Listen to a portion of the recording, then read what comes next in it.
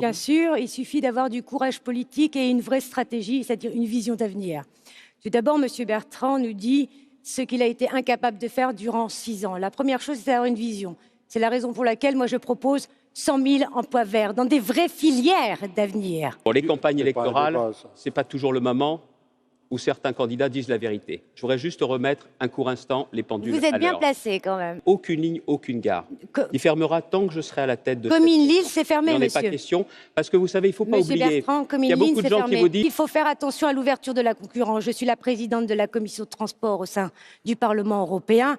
Moi, je me suis battue contre l'ouverture à la concurrence. Monsieur Bertrand avance quelque chose d'extraordinaire. Il dit, moi, j'ai mis 1 milliard d'euros. Alors, dans le 1 milliard, il faut comprendre les choses. C'est 400 millions qui est une obligation d'État. C'est pour la sécurité des rails. Donc, c'est pas vous, c'est l'obligation.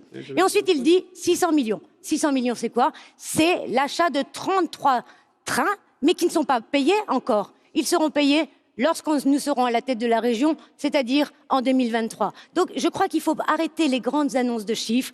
Il faut que la jeunesse bouge. Il faut qu'elle soit mobile.